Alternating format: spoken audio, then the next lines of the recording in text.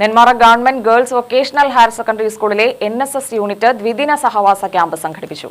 ഒപ്പം വയനാടിനൊപ്പം എന്ന പേരിൽ വയനാട് ദുരിതാശ്വാസ പ്രവർത്തനങ്ങൾ ഉൾപ്പെടെ ഏറ്റെടുത്താണ് വളണ്ടിയർമാർ ക്യാമ്പിന്റെ ഭാഗമായത്. ഹയർ സെക്കൻഡറി വൊക്കേഷണൽ വിഭാഗം NSS വിദ്യാർത്ഥികൾക്കായാണ് ക്യാമ്പ് സംഘടിപ്പിച്ചത്.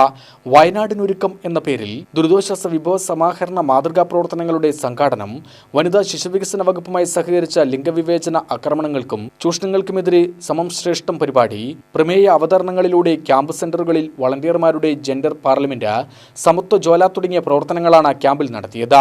പാലക്കാട് അഹല്യ കണ്ണാശുപത്രിയുമായി സഹകരിച്ച് സൗജന്യ നേത്രപരിശോധന തിമിര ശസ്ത്രക്രിയാ ക്യാമ്പ് നടത്തി. Nenmara block panchayat vice president Sreeja Raju ഉദ്ഘാടനം നിർവഹിച്ചു. കഴിഞ്ഞ കുറച്ച് വർഷങ്ങളായി, ഏകദേശം ഒരു 14 വർഷങ്ങളായി ഇവിടുത്തെ എല്ലാ NSSന്റെ ക്യാമ്പുകളിലും ഒരു സ്ഥിരം ജനപ്രതിനിധിയായിട്ട് വരുന്ന ഒരാളാണ്. അതുകൊണ്ട് തന്നെ വളരെ വ്യക്തമായിട്ട് പറയാൻ കഴിയും, മറ്റുള്ളവരിൽ നിന്നും തികച്ചും വ്യത്യസ്തമായിട്ടുള്ള പ്രവർത്തനങ്ങൾ കൊണ്ടും ആശയങ്ങൾ കൊണ്ടും എന്നും വേറിട്ട് നിൽക്കുന്ന ഒരു വിഭാഗമാണ് ഇവിടുത്തെ VHS. ഇപ്പോൾ പറഞ്ഞത് നിങ്ങളുടെ ആദ്യത്തെ ക്യാമ്പാണ് അല്ലേ? നിങ്ങളുടെ പുതിയ ബാച്ചിൻ്റെ ആദ്യത്തെ ക്യാമ്പാണ്. ഇനി വരുന്ന ദിവസങ്ങളിലൂടെ അല്ലെങ്കിൽ അടുത്ത വർഷമൊക്കെ ആകുമ്പോഴത്തേക്ക് തന്നെ നിങ്ങൾക്ക് മനസ്സിലാകും എന്താണ് നമ്മുടെ പ്രവർത്തനം.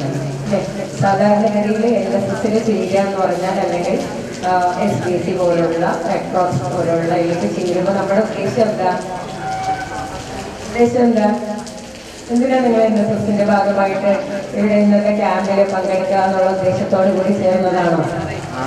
എന്താ ഉദ്ദേശം? സോഷ്യൽ സർവീസ് ആണോ? ഫോട്ടോ അതാണ് അല്ലേ?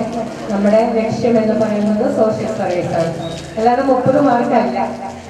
അപ്പൊ തന്നാലും നിങ്ങൾക്കത് വേണ്ട ആണോ? അത് വേണം അല്ലേ?